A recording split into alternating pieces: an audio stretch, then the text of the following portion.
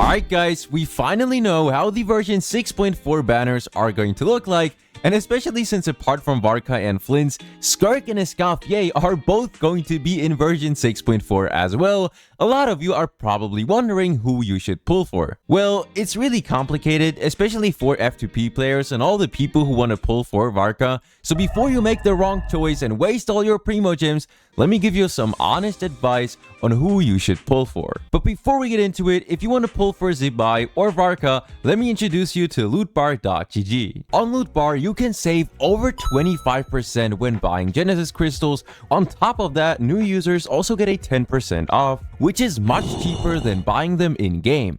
I've personally used Lootbar a lot of times because it saved me a lot of money. They have countless positive reviews and are even partnered with other CCs like Genshin Impact and I Win to Lose, so it's 100% safe to use. If you want to top up, all you have to do is just click on whatever you want, enter your UID and server, and there you go, the Genesis crystals will arrive on your account just like that. They also have a lot of different payment methods and they even refund you if something goes wrong, so if you want to top up and save some money at the same time, make sure to check out lootbar.gg. But now let's get back to the video.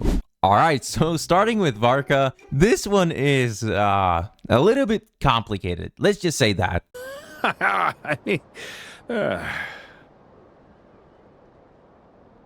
As most of us already know, Varka is going to be a Claymore Anemo DPS, and his gameplay is not really difficult because you mostly just use normal attacks, so he's a pretty simple character in that regard. But before we talk about his damage, I do want to point out that from what I've seen so far, in terms of like combat and his animations, he seems to be one of the most fun characters in the entire game, I'm not gonna lie. His combos are so cool, dude, he's attacking with 2 Claymores at the same time, his animations can have like 2 different colors. They really put a lot of effort into it. Now, even though they did put in a lot of effort into his animations and his gameplay, unfortunately, that's not really the case when it comes to his damage. In his best team, for example, which is Venti, Durin, and Bennett, he barely reaches 100k DPS.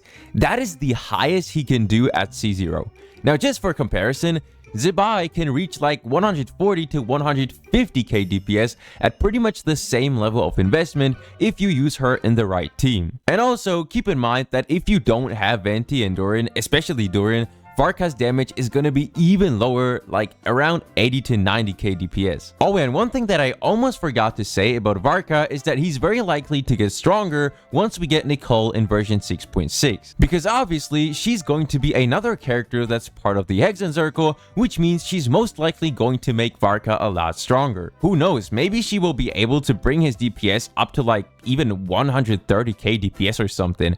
Even that would already make a huge difference, but we'll have to see about that. I'm gonna give you guys an update on this as soon as we get some new information on that. Just know that even though his damage as of right now is very small, once we get Nicole in version 6.6, this is very likely to change. I don't know how much exactly, but it will make a difference. Now, this doesn't necessarily mean he's not worth it, it really just depends on your account. Like if you already have a lot of teams that can clear endgame content, you don't really need to worry about damage and you can pull Varka just for fun. In fact, I think he's one of those characters that are going to be really fun in exploration teams because, as I said, his combat is really fun, and if you're exploring, you don't need to care about damage anyway. But I wouldn't recommend pulling for him if all you want is a strong DPS for endgame content. Like, there's just way better characters for that. Unless you invest in him and get like C1, maybe C2, plus his weapon, he's not gonna be that good in endgame content. I want to be completely honest. Overall though, I mean, if you really like him, you can just pull for him, it's not that deep.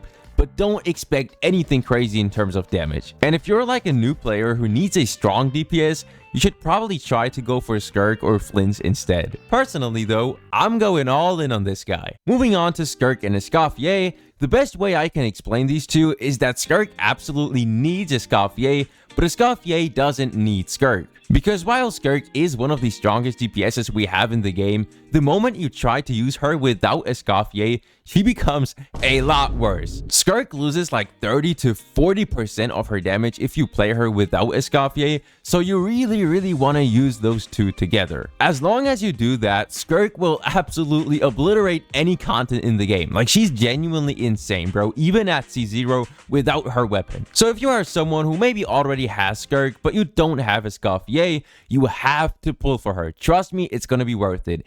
If you want your Skirk to deal as much damage as possible, now is the perfect time to pull for Escoffier. Also, another thing we have to keep in mind with these two, especially when it comes to Skirk, is that she only works in freeze teams. There's literally no other option. You can only use her with Hydro and Cryo characters. Technically, the same thing goes for Escoffier because she only buffs your team if she's used with Hydro and Cryo characters, but you can use her outside of freeze teams as well, since she has really good Cryo application and some pretty decent off-field damage on top of that. If you are someone who does not have Skirk yet and you're thinking of getting her, just keep in mind that you also have to get Escoffier for her in order for Skirk to actually be good. I recommend trying to get Escoffier first, and then depending on how lucky you get, try to get Skirk on top of that. Because even if you fail to get Skirk, well, at least you'll still have a pretty solid Cryo and Hydro support. Now let's talk about Flins. Flins, just like Skirk, is one of the strongest DPSs we have in the game right now,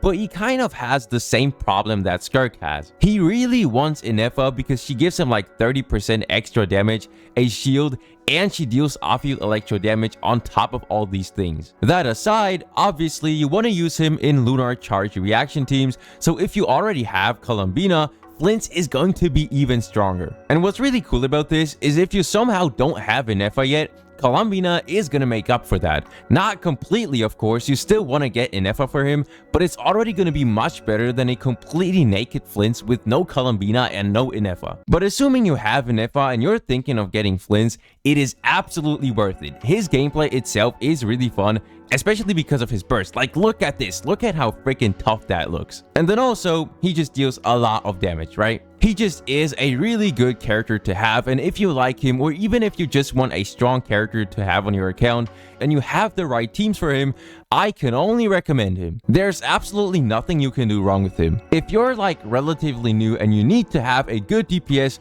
he's the one you should go for on these banners. Out of all the 3 DPSs we have on there, I would say he's the most free-to-play friendly, but that's just my opinion though, so this might be a hot take. Anyway, as for who you should pull for, ultimately it really just depends on your account. Personally, if you already have Escoffier, I definitely recommend going for Skirk. If you already have Ineffa, you should definitely try to get Flins. And as for Varka, as I said, his damage is not anything insane, but his animations and his gameplay is incredibly fun, so it just depends on how much you really like him. If you're a huge Varka fan, honestly just go ahead and pull for him. With that being said though, let me know who you guys are going to pull for down below in the comments, and as always, I wish everyone a nice and wonderful day.